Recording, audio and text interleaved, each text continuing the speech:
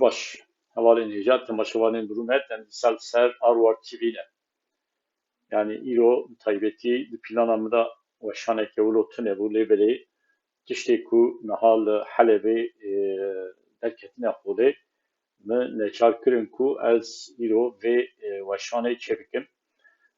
Beriya ku ez hin tişta bêjim ka nûçeyeke televizyona welat heye em bi hev re li wê nûçeyê binêrin û pişta çend gotina ez dixwazim taybetî bêjim. تماشاوان برز اسایشا حلبه هزن خواه جتاخن شیخ مقصود و اشرفیه برف دیر حافره وکشانده بشتی نیو شوا یکشمه توایا اندامن اسایشا حلب جتاخن شیخ مقصود و اشرفیه که هجمارا و نزیکی 500 کسی بو وکشیان ایرو دانی سبهجی گهشتن دیر حافره افجی دیمنن دما درکترینه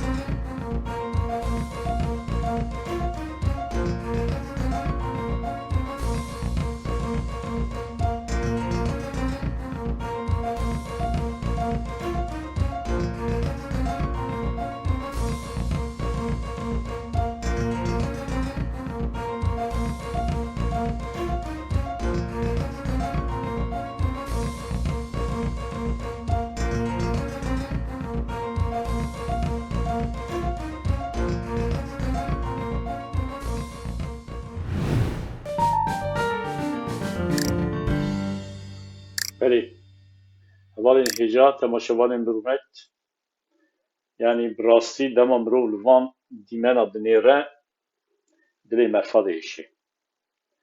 Yani çima siyaseteke baş nehate meşandin, çima rewşa li Helebê taybetî rewşa li Şêx Mexsûd û Eşrefiyê gihîşt vê radeyê. Yani divê ji aliyên rêvebirên Qesedê ve taybetî ji aliyê rêvebiriya Xweser ya Rojava ve ev rewş ji mêj ve hatiba dîtin. Yani careke din bi gelê Kurd divê bûyereke weke bûyerên hendeqan nehatiba jiyan kirin. Mixabin kêm bejî yani weke şerê hendeqan nebejî ev rastiya ku niha li Şêx Mexsûd û li Eşrefiyê derket Xwedê tişteke ku gelê Kurd divê nejîba, divê nehatiba dîtin. Min ji mêj ve gotiye yani pir zêde ez naxwazim bêjim min berê digot lêberê pêwîst e mirov bîne bîra xwe dema peymana dehê adarê sala par li Şamê hate îmzekirin divê di wê peymanê de rewşa taxên Kurdan li Helebê, Şêx Mexsûd û Eşrefiye hatiba dîtin. Yani di wê peymanê de bi taybetî divê Mazlûm Ebdî, General Mazlûm navê her du taxa jî binivîsanda û bi taybetî tê de hatiba gotin ku ew her du tax divê ji alî Kurdan ve were rêvebirin. Yani ne weke axa Kurdistanê ve jî ew her du tax ji 100 salî vir ve ji aliyê Kurdan ve hatiye çêkirin, hatiye pêşxistin. Yani taxên Şêx Mexsûd û Eşrefiye ne taxên ku ji salê 2012 vir ve çêbûne. Taxên kevin yê Kurdan e. Yani di salê destpêka 1900 de Kurdan li Helebê wan taxan ava kirine.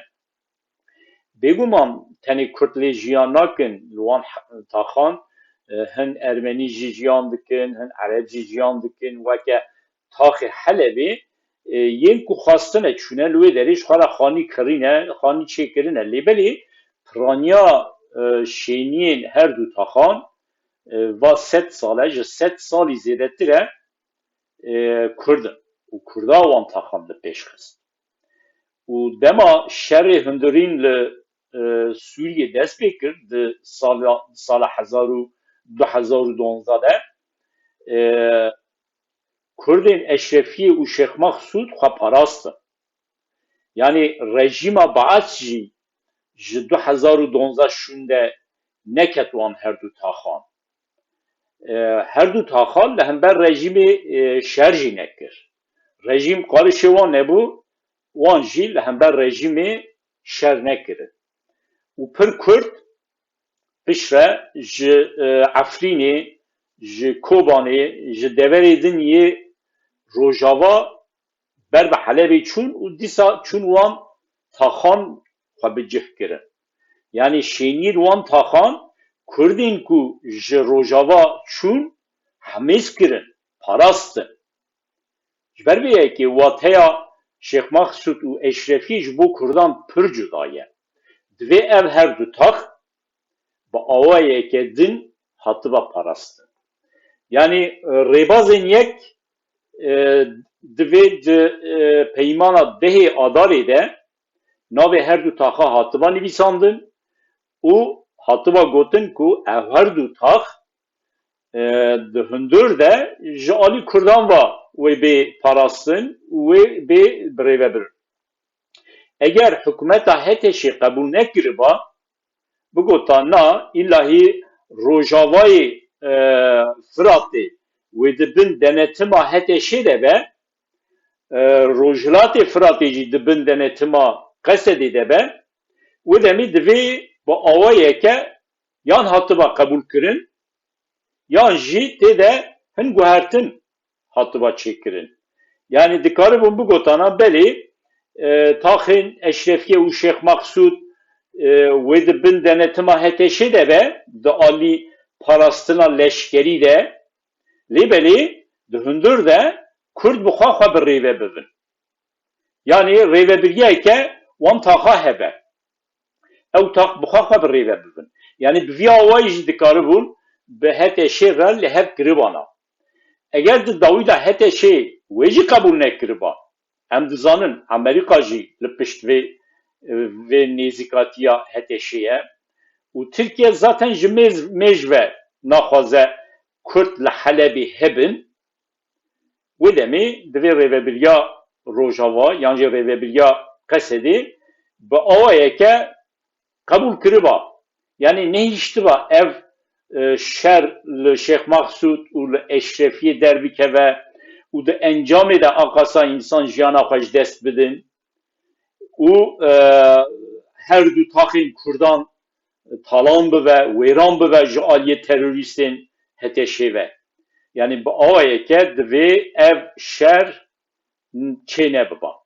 Yani rêvebiriya Qesedê, rêvebiriya Xweser ya Rojava divê derbarê de ez dibêjim ket nava kêmasiyeke. Niha divê bêzanî hevalên hêja ev rewşa li Helebê derkete holê, serî de jî weke her kes dizane dibin bandora dewleta Tirk de derket holê. Yani bi taybetî Tirka xwast ku li dor her du taxan bêgirtin û rêvebiriyên her du taxan bên guhertin û her du tax bi tevahî bikevin bin bandora Heteşê. Lêbelê armanca dewleta Tirk tenê ev jî nîne. Armanca dewleta Tirk ew e guhertineke demografîk jî di Helebê de çêbike. Yani ew Kurdên ku niha li Şêx Mexsûd li Eşrefîyê dijîn, ew ji wê derê derkevin ber bi Rojava ve biçin. Yani dewleta Tirk naxwaze hebûneke Xurt ya Kurdan li Helebê hebe. Ji ber ku dewleta Tirk Helebê dibin bandora xwe de dibîne.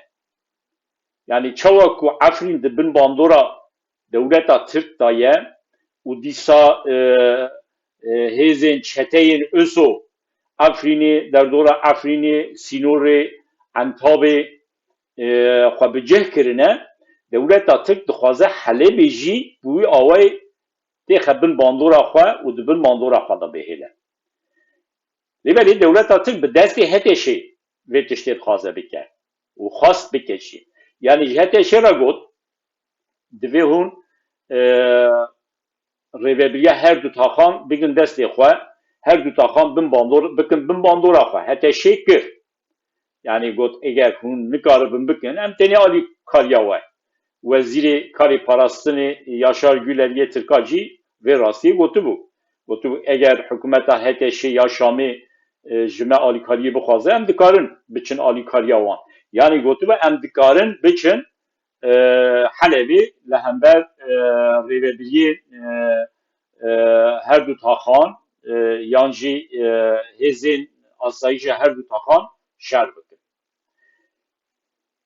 لگوری دخوازا ترکا مخابن امریکا جی دنگی خود در نخست یعنی لگوری پیلان این ترکا هموتش لپیش کرد حتی شی لگوری ترکا حرکت کرد و انجام جی لگوری ترکان نها در کتیه هولی امریکا جی دنگی خود در نخست مخابن فرانسا جی زیده دنگی خود در نخست yani denge kadar kıstın diye böyle gotun teni bir şer neymeşandın. Bir şer bisekine.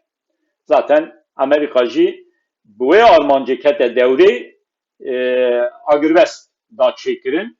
Uke dimen andacı vedit naha leher du tahan şertüne hezin parasına her du tahan asayişin her du tahancı bir granici her du tahan derketin berbe herimin bin bandora qasedi ve denişandı. Çima Amerika vaha pasif harekettir. Evvela necat ve em bizanibin ku Amerika hezeke wuluye çil gori berjewendi wî be lûê gorî tevdigere. Yani Amerika li çavu birî reşî Kurdan nanê re بوی آواز کردان را آلیکاری نکه. اگر برجوانیین امریکا به کردان را تنوا و نزدیک 13 ساله لسر آخا روجاوا باکور روجلات سوریه آلیکاری نداده کردان و نداده هن عشیرت عربان ارمنیان آسوریان لسر وی آخه و قصدی çeynerkir. Yani merudu ve bizanı ku kasede bu alikariya Amerika at geçekin. Yani Amerika bir taybeti wan aşireti Araba ani cem yepegi biyepegi ra bu kurdara heza kasedi da çekirin. O hayan haji Amerika kasedi finanse dike bu avaya keji de Paris'e. Ne böyle 2024 şunde yani demaku heteşeji itlibe derket ber ve hama humus Halep Şami ve Çu ulu Şami hükümet ilan kir Amerika siyaseta xwe guheran yani paradigmaya navnetewey mervdikarin bêjin derbarê Sûriyeyê hate guhertin yani tenê siyaseta Amerika derbarê Sûriyeyê ne hate guhertin paradigma navnetewey ez hate guhertin yani nêzîkatiya Fransacı ya İngilizcı ya bir tevayı yekiti Avrupa'yı ya Rusya'yı ya Çin'i hem dikarin bejin derbarê Sûriyeyê de guherî. Yani bir taybeti heza ku herî zêde bi bandore li ser axa Sûriyê têzanîn Amerîkaya. Di siyaseta Amerîkayê de guhertin çêbû. Di paradigmaya wî de guhertin çêbû. Yani Amerika dît ku hete şe dikare ji alî wî ve bê bikar anî. Berê rejima Beşar Esad hebû ya Baas hebû di bin bandora Rûsyayê de bû Amerika bi destê Qesedê bi destê PYD YPG li ser axa Sûriyê bandora xwe çê dikir. Dema ku heteşe li Şamê hikûmet çêkir şûn de êdî heteşe jî ji bo Amerika bû هزک وکه کردان yani Amerika got ez dî dikarim hetêşî jî bikarbînim. Ji ber vê yekê êdî giraniya hêzên Kurdan qesedê ji aliyê Amerîkan va pir zêde nema. Yani hê jî Amerîka qesedê diparêze, hê jî finanse dike lêbelê weke 3 sal berê, weke 4 sal berê nîne êdî. Êdî Amerîka li ser axa Sûriyê ji xwe re hêzeke xeter nabîne. Hêza ku xeter dibîne ew terorîstên Daişê ne. Yani li gorî Amerîka Colanî û derdora Colanî êdî ne ji Daişê ne, ne terorîstin. Lêbelê yên ku li ser axa Sûriyê weke terorîstên Daişê, weke terorîstên ku ji El-Qaîdê mane hene û Amerîka wan ji xwe re weke xeter dibîne. û Amerîka destpêkê bi destê qesedê li hember wan tekoşî niha bi destê hetêşê de tekoşe. Yani hetêşê jî li hember wan terorîsta bikartîne. Yani terorîsta li hember terorîsta bikartîne. Ji ber vê yekê êdî giraniya qesedê ji bo Amerîka her ku diçe kêm dibe. Ji ber vê yekê yani ji bo Avrupayê jî me divê wilo bêjin. Yani ji bo Avrupayê jî heyan daha bi taybetî hêzên Kurdan weke hêzên mütefîk bûn ji bo Yekîtiya Avrupayê. Lêbelê hûn dizanin êdî nerê Yekîtiya Avrupayê diçin Şamê bi Colanî re hevdîtinan çê dikin êdî Şam jî ji bo Yekîtiya Avrupayê yew hêzeke îtîfaqê. Yani ji ber vê yekê êdî Yekîtiya Avrupayê jî hikûmeta Şamê yan jî Şamê ji xwe re weke 5 sal berê, 6 sal berê, 10 sal berê êdî nabîne. Her ku diçe hêdî giraniya Kurda, wateya Kurda ji bo Yekîtiya Avrupayê jî kêm dibe. Lêbelê çi dibe bila bibe? Ne Amerîka ne jî Yekîtiya Avrupayê Kurdan naxwazin ji çav derbixin. Yani giraniya Kurda li gel wan kêm dibe lêbelê bi tevahî jî Kurdan ji çav dernaxin çimkî baweriya xwe sedî sed bi hetêşê nayînin. Yani hetêşê îro li hember terorîstên Daişê bikartînin ji xwe re weke hêzeke mütefîk dibînin lêbelê rojeke ev dikare biguhere. Dikarin wilo difikirin ku rojeke ev biguhere hetêşe dîsa bibe weke hêzeke Daişê li dij berjewendiyên Amerîka li dij berjewendiyên Yekîtiya Avrupayê kar bike. Ji ber vê opsiyonê tim Kurdan divê biparêzin, Kurdan ji xwe re weke mütefîk bibînin. Kurd jî vê rewşê divê bikarbînin. Yani Kurd divê nefikirin ku çi dibe bila bibe Amerîka û Yekîtiya Avrupayê wan biparêzin. Çi dibe bila bibe wê li gel wan bin. Me dît ku li gel wan nînin. Yani li Şeyx Maxsûd, li Eşrefiyê li gel wan nebû. Divê ev bi mehan berê hatiba dîtin bizaniban ku li Eşrefiyê, li Şeyx Maxsûd ne Amerîka ne jî Yekîtiya Avrupa Kurdan naparêze. Kêm zêde pîlana ku Tirka çêkiriye, pîlana ku bi hetêşê re Tirka çêkiriye wê bêmeşandin. Ji ber ku Amerîka û Yekîtiya Avrupayê naxwazin li ser axa Sûriyê bi Tirkan re jî bikevin nava tengasiyan. Yani Tirkiye sînorê Sûriyeye li ser axa Sûriyê hêzên Tirka jî hene, îso heye dibin bandora Sûriyê de. Ji ber vê yekê Amerîka û Yekîtiya Avrupayê naxwaze bi rastî bi Tirkan re jî li ser axa Sûriyê bikevin nava Nakokiyê.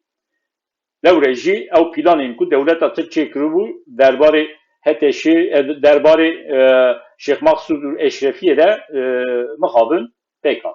Niha ji vir şûn de divê çi bibe? Hevalên hêja divê meru bizanibin ku ev serkeftina ku hetêşê û dewleta Tirk li Eşrefiyê Şeyx Maxsûd bi dest xist wê cesaretê bide wan. Wê cesaretê bide wan ku rojê pêşiya me de ber bi Rojava ve biçin. Yani ev weke tahlûkeyeke divê Kurd bibînin. Yani bi taybetî jî divê rêveberiya xweser ya Rojava vê tiştê bibîne. Amerika û Yekîtiya Avrupa wisa هێسان و çav negirin ku Tirk û Heteşe ser Rojava ve biçin, yani çawa ser Şeyh Mahsud Eşrefiye ve çûn, wilo jî ser Rojava ve biçin, Amerika û Yekîtiya Avrupa bêdeng namînin. Lêbelê her tişt dikare biguhere. Ji ber vê yekê jî Kurd divê di zimanê xwe de, yani derbarê Amerîkada, derbarê Yekîtiya Avrupayê de, derbarê İsraîlê de guhertinê çêbikin. Yani em nikarin weke salê 1907 derbarê emperyalizmê de, anti-emperyalizmê de biafin. Em nikarin çawa ku salê 1907 de me digo em anti-emperyalistin, anti-siyonîstin, li hember İsraîlê divê em bitekoşin, li hember emperyalizmê divê em bitekoşin, vê zimanê divê em biguherînin bi rastî.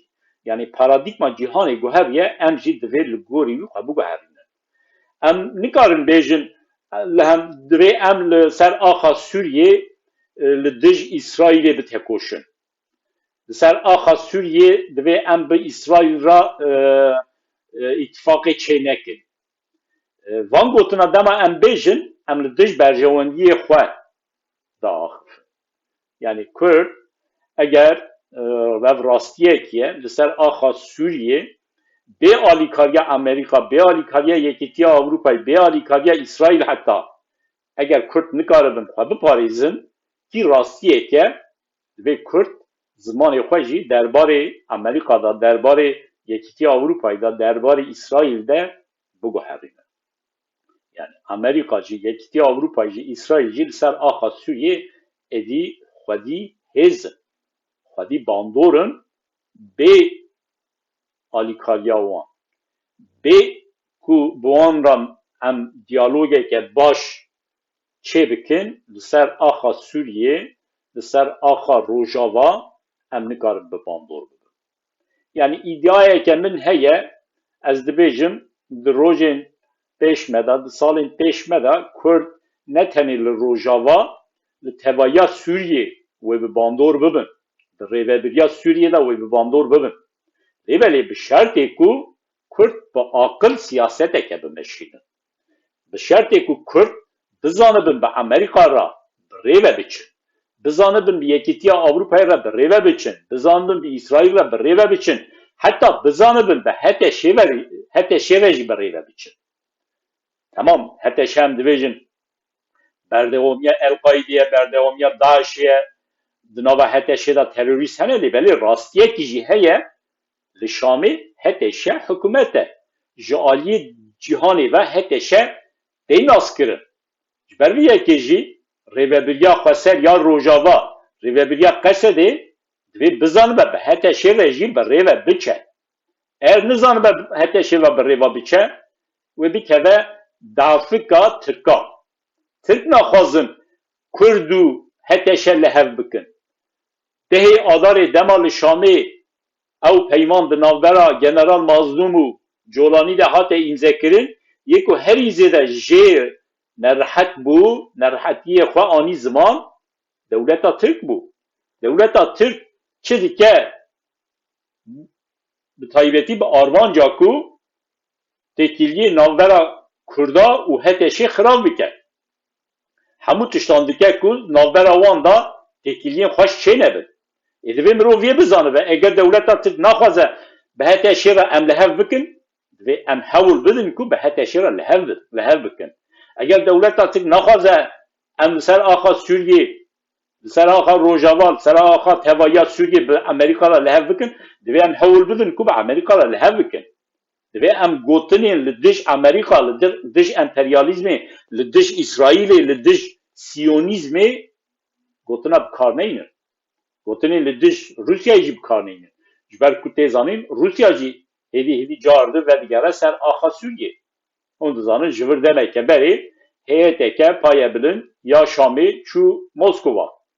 Çû heta yani wezîrê karê derve weke berpirsyarê wê heyetê bû, wezîrê karê derve yê Sûriyê Şabanî, dema çûn Moskovayê dervey protokola fermî ya diplomatik destpêkê bi wezîrê karê derve yê Rusyayê yani bi Lavrov re hevdîtin çê nekirin, direkt çûn bi Putin re hevdîtin çêkirin.